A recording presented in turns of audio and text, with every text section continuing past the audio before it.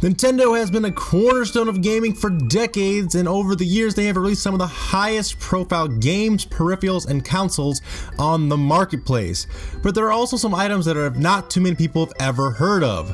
This is your host, as always, K-Mac Time, and today we're taking a look into some of Nintendo's most obscure items of all time.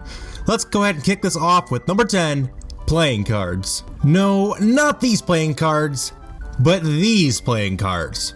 Well before Nintendo got into video games, the company was based around actual playing cards. In fact, Nintendo has been making playing cards since their establishment in 1889. Though their focus has shifted mainly to video games, Nintendo even today continues to publish playing cards. One of their most recent obscure sets was in 2006 when they made a deck out of pure gold. The decks were sold for around $3,600 and were only available in select retailers. Number 9 goes to the Nintendo 64 DD, or Disk Drive, which is a disc-based add-on for the Nintendo 64 that never made its way to North America. It was originally announced in 1995, actually prior to the Nintendo 64's 1996 launch, and after numerous delays, it was finally released in Japan on December 1st, 1999. Only 10 pieces of software were released until the unit was discontinued in February 2001. It also had an early internet service called RandNet that offers gamers a chance to go online, as well as simple browser features. However, the DD is easily one of Nintendo's biggest commercial failures to date. Number 8 blew my mind the first time I heard of it. I would never have guessed that Sony and Nintendo would have ever worked together, but back before the PlayStation 1 days, Sony actually was hired by Nintendo to make a disc-based add-on for the Super Nintendo. However, Nintendo decided last minute to go with Philips instead of Sony in what could have been one of the biggest mistakes in gaming history. Sony went on to develop the Sony PlayStation, one of Nintendo's biggest rivals. And as for Philips, they never released the SNES CD system, but they did get the rights to certain Nintendo characters and produced some of the worst games in history for their own system, the CDI. Excuse me, princess. Coming in at number 7 is the C1 NES TV, which is a television produced by the Sharp Corporation with a built-in licensed NES. Originally released in Japan in 1983, the unit was released in the United States in 1989. The C1 is notable for having provided the high-quality screenshots displayed in video game magazines of the period, due to its having slightly better picture quality than an NES paired with a separate television.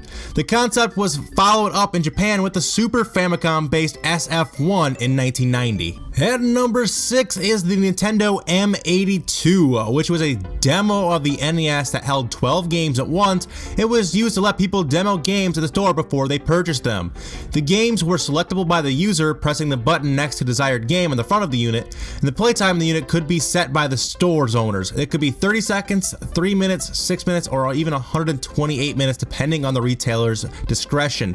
These were really hard to find and did not survive well as a very obscure piece of Nintendo history. Number 5 is the Panasonic Q, which is a hybrid version of the Nintendo GameCube with a DVD player, which was manufactured by Panasonic. The system was only officially released in Japan, and a feature of main competitors with the Xbox and the PlayStation 2, the GameCube lacked a commercial DVD movie playback functionality due to its Nintendo optical disc format, which did not support Blu-rays or DVDs.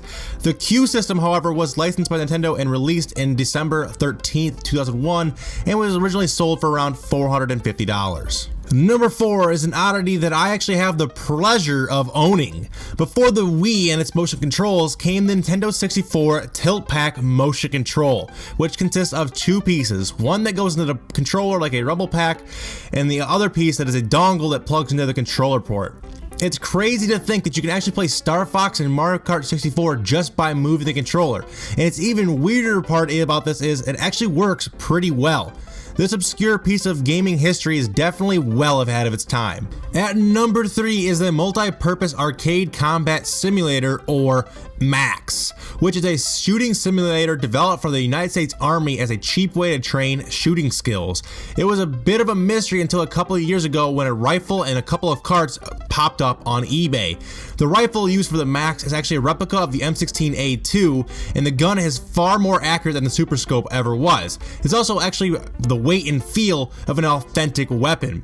The gun includes a scope, which is used for aiming, and the light sensor bar is in the barrel of the gun.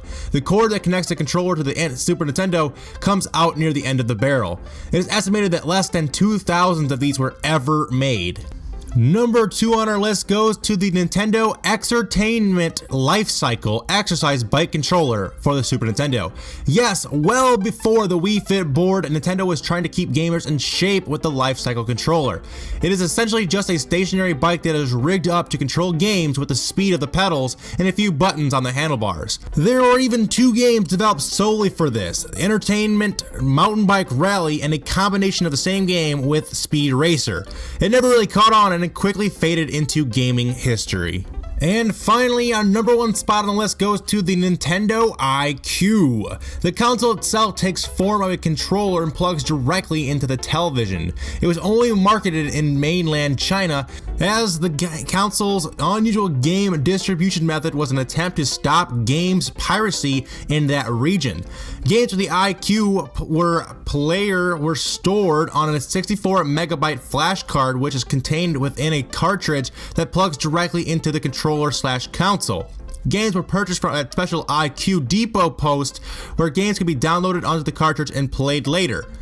Demo games that came with the iQ included The Legend of Zelda: Ocarina of Time, Super Mario 64, and Star Fox 64. So there you guys have it, some of the weirdest and most obscure Nintendo items of all time. Let me know what you think about them, and if you guys have any more weird Nintendo stuff that I didn't cover in this video, down in the comment section below. Also, make sure to give this video a like and subscribe for more Nintendo content. Remember, it's always K-Mac time somewhere. Until then, guys, take it easy and peace out.